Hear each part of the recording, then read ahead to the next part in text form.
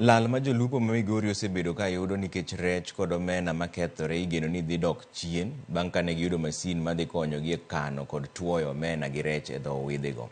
Masindno ochiw gi bad migawo mar KIRDI ka otenore gi riwruoge mamoko bende. Tuoyo omena kaachiel kod kano rech mondo kik gikethre osebedo ka kelo wich bar mapek ne jolupo kaachiel kod johand rech e kaunti ma Migori. Thoth jolupo kaachiel kod johand rech osebedo ka yudo lal nikech rem mar bedo kod kuondego ma ginyalo kano rech mondo koro kik gikethre kaachiel kod tuo omena.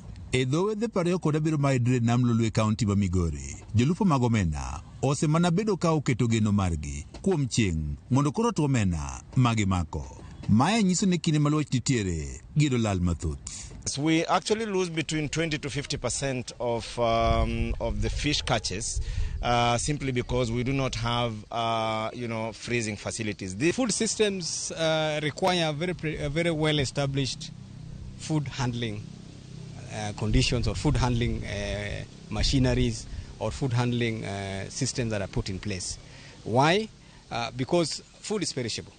Yudo yore mag tieko lal ma jolupo yudo bang' mako rech kaachiel kod omena osebedo twak madhi nyime ka piny owacho rego mok mago mag piny owacho bende osechako biro kod yore mopogore opogore mar tieko midhierogi. Bad migawono mar piny owacho mochune timo nonro ma ong'ere kaka Kenya Industrial Research and Development Institute ka otenore mamoko ma oting'o Wehab Victoria Limited kaachiel kod piny owacho mar kaunti ma Migori osewuok oko mar geng'o lal ma jolupo yudo. Our impact or our intervention was to see ways of reducing these post-harvest food losses through two ways. The first one is to have ice production for cooling of the agro-produce. Number two, the drying of fish in a hygienic condition for production of dried fish.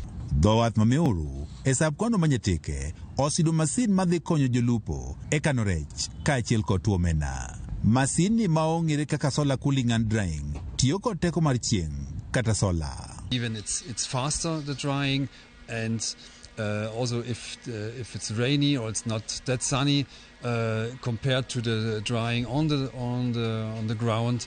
This is actually a solution that is very necessary for the fisher folks along the lake where they need a lot of ice to actually be able to preserve their fish for some time, either before they sell it so that it can be consumed fresh. Dr. Linus Kusambo Menja tim nonro e bad migawono mar piny owacho mar Kenya Industrial Research and Development Institute kata KIRDI wacho ni masini dhi konyo tieko lal ma jolupo osebedo ka yudo. This project was designed to reduce post-harvest food losses that, as we all know, is still very high in the Republic. Sometimes it's estimated that it is up to 40% post-harvest food losses in the country, especially in the fish sector or the blue economy sector.